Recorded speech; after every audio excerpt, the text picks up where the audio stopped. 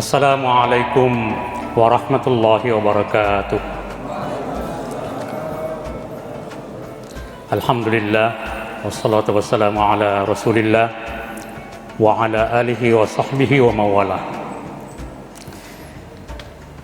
Bapak, Ibu, dan adik-adik mahasiswa yang dimuliakan oleh Allah, kalau perspektif protokol kultum itu kuliah 7 menit, kemarin Pak Dr. Mahsyar kuliah 17 menit, maka hari ini karena kultum terakhir punya perspektif lain, kuliah 70 menit.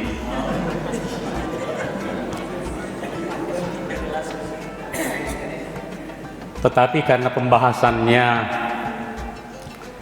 terkait dengan puasa, dan sebetulnya puasa itu kita ingin dimoderasi.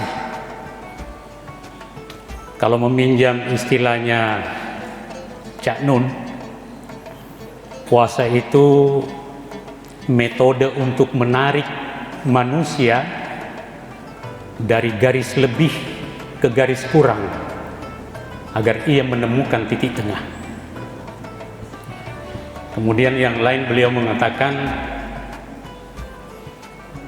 puasa itu adalah pendisiplinan yang mau menyeret manusia dari wilayah maksimal ke wilayah minimal agar ia menemukan titik khairul umuri awsatuha.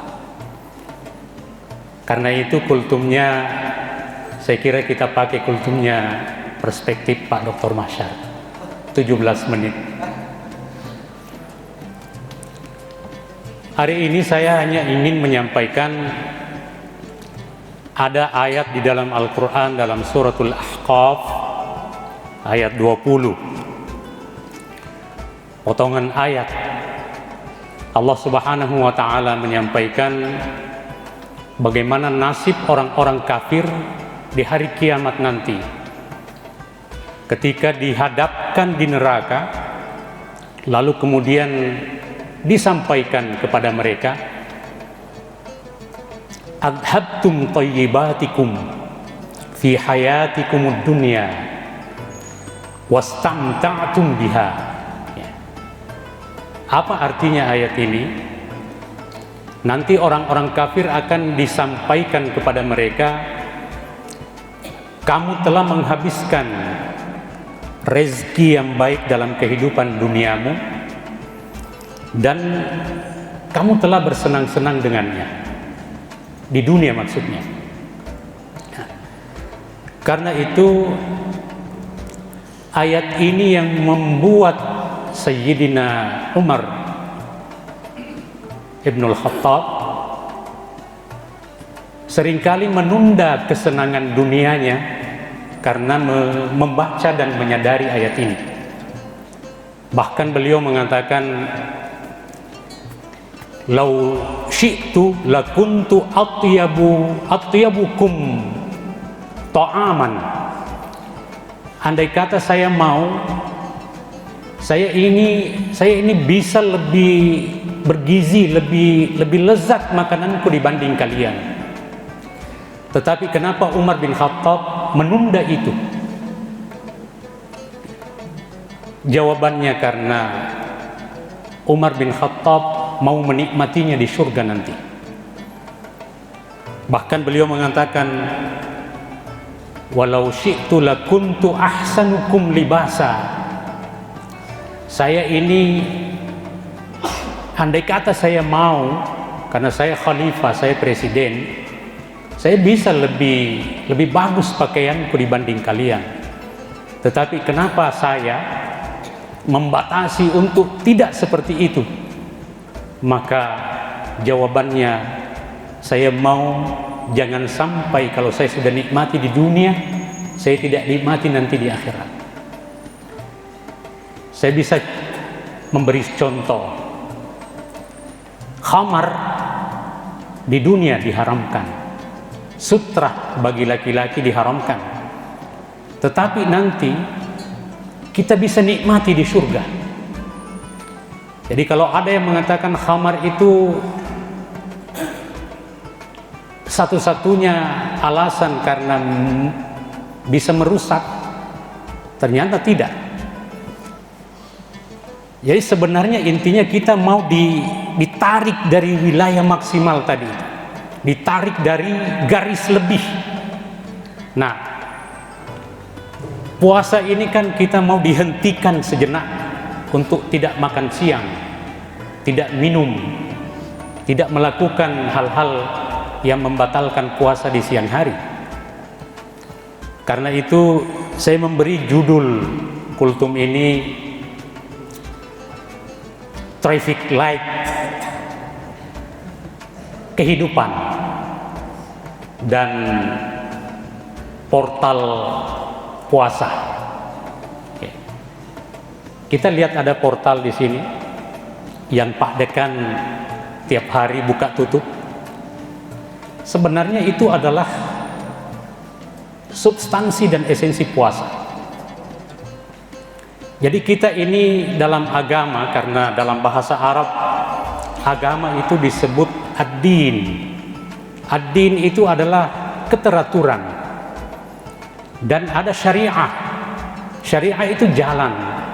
Jadi sebenarnya kita beragama, kita tidak ada bedanya dengan lalu lintas kehidupan di dunia ini.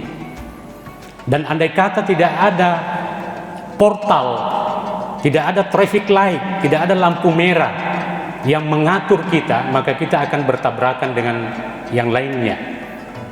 Kita akan bebas, misalnya mengendarai kendaraan, mobil, motor di traffic light atau di lampu merah. Sebenarnya tujuannya lampu merah itu kita mau diatur supaya bisa sampai dengan cepat dan bisa selamat.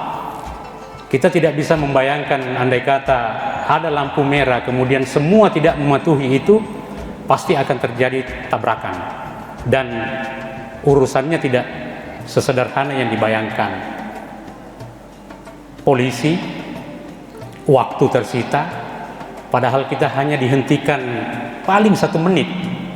Nah, Ramadan ini kita 11 bulan makan siang, lalu kemudian dihentikan sejenak dengan lampu merah tadi itu, yang tadinya hijau, lalu Allah harus berhenti. Namanya imsak dalam bahasa agama. Nah, saya ada pengalaman meriset kecil-kecilan terkait dengan ada pernyataan-pernyataan sebahagian saudara-saudara kita yang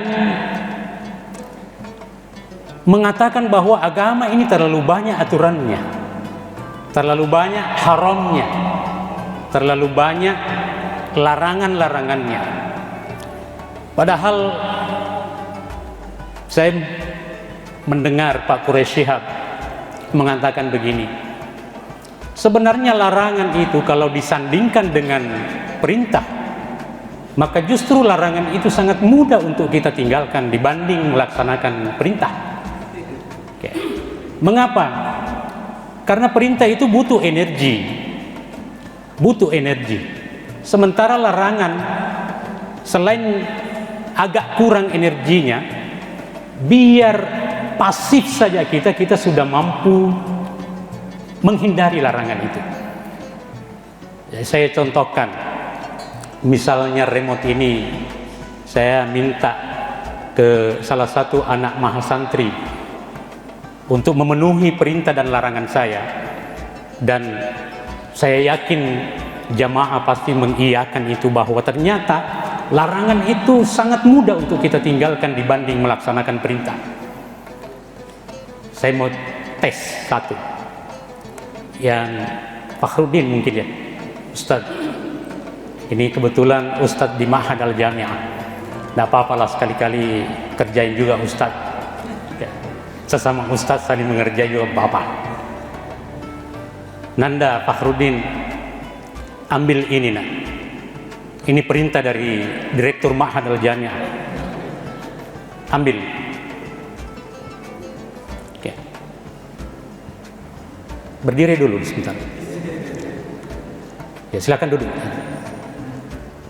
Fakhruddin untuk mengambil remote ini butuh energi, bahkan malu-malu. Malu itu, waduh, energinya keluar gitu. Dan Fakhruddin pasti rasakan itu. Kembalikan lagi, nak. Ini perintah ini.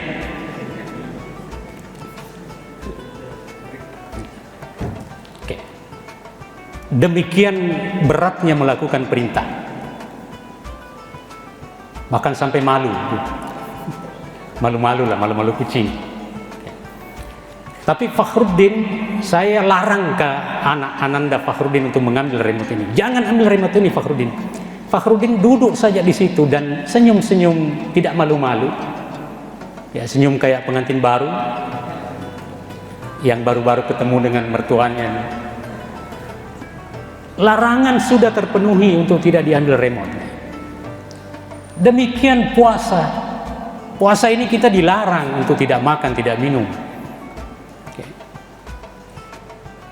Yang paling esensi, yang dilarang itu adalah kebutuhan fa'ali namanya. Kebutuhan fa'ali itu adalah kebutuhan yang paling mendasar manusia. Makan, minum, hubungan seks. Tapi toh di bulan Ramadan kita mampu itu. Ini artinya apa logikanya? Yang dibawa-bawanya itu saja pasti akan mudah untuk kita tinggalkan. Karena larangan fa'ali, kebutuhan fa'ali saja kita mampu meninggalkan, apalagi yang lain. Sama dengan jangan berzina, jangan mencuri, jangan mabuk, jangan minum minuman keras. Ini larangan. Di mana susahnya untuk tidak meninggalkan? Kata Gus Baha, fi'lul mubahat itu sudah tarkul al-muharramat. Kita melakukan hal-hal yang mubah saja itu kita sudah meninggalkan larangan itu. Fakhruddin kalau tidur pasti tidak minum, mabuk maksudnya. Ya. Fakhruddin kalau tidur pasti tidak melakukan hal-hal yang dilarang oleh Allah Subhanahu wa taala. Apalagi kalau kita isi dengan, karena itu saya mengingat ada ungkapan dari Sahibul Hikam. Beliau mengatakan, min alamati mautil qalbi, di antara tanda matinya hati seseorang,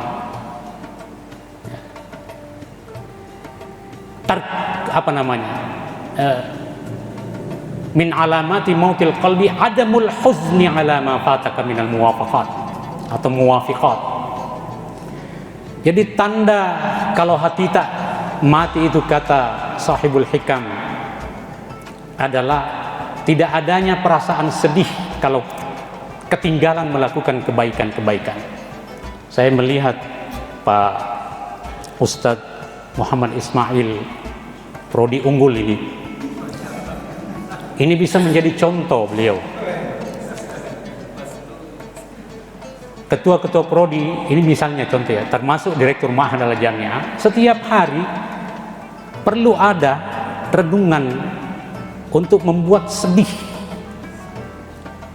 Kita mengkalkulasi diri, apa yang saya lakukan, kewajiban apa yang saya tinggalkan hari ini yang membuat saya sedih. Ya, ketua prodi misalnya, ya kan ada ketua LPM, ya minimal isi-isi borang itu. Ya, yang kecil-kecil misalnya ada prestasi mahasiswa, ada kegiatan-kegiatan. Saya kira sering Pak Ketua LPM itu menyampaikan mana beritanya, mana sertifikatnya. Ya, sertifikatnya ditarik masuklah ke borang itu di Google Drive prodi. Ini adalah cara kita untuk tidak sedih ketinggalan melakukan pekerjaan-pekerjaan yang baik itu. Dan yang kedua kata beliau, wa tarkun nadami ala ma fa'altahu mi wujudiz zallat. Kamu kalau mati hatimu, termasuk mahasiswa ini nak, indikator kedua itu menurut beliau adalah ketika kita sudah tidak menyesal lagi melakukan pelanggaran-pelanggaran. Saya ingin menyampaikan, saya beberapa pekan yang lalu, masih Ramadan, saya hampir tabrak mahasiswa. Saya mengendarai mobil, kemudian anak-anak mengendarai motor. Di kita ini sudah ada traffic light sebenarnya yang modelnya beda, ada rambu-rambu. Saya dari Tarbiyah mengajar, naik ke kantor Ma'had, itu kan larangan ke sana itu, yang di depannya asrama putri. Itu ada mahasiswa yang masuk di situ nyelonong. Yang saya bayangkan tidak ada kendaraan di situ karena larangan dari atas untuk belok ke kanan itu. Nah, ini saya bilang dalam hati, ini mahasiswa, saya mau mengatakan tidak beragama, mahasiswa tak? Ya, saya mengatakan tidak beragama karena tidak punya keteraturan dan kedisiplinan. Karena ada rambu-rambu itu. Termasuk, ya kalau dari bawah itu kan larangan ke atas yang Feby itu. Pasti ada maqasidus syariahnya itu. Kenapa mesti dilarang langsung masuk situ? Kita harus belok kiri, walaupun jauh. Saya sudah 3 kali di situ hampir tabrak mahasiswa itu. Apalagi ada pagarnya kan, ada pagar di temboknya Aspura itu. Tidak kelihatan motor dari ini. Jadi saya setelah peristiwa itu saya harus klakson itu. Padahal saya nih orang yang tidak terlalu senang dengan klakson itu. Jadi setiap lewat di situ mau turun ke Ma'had Al-Jami'ah saya klakson.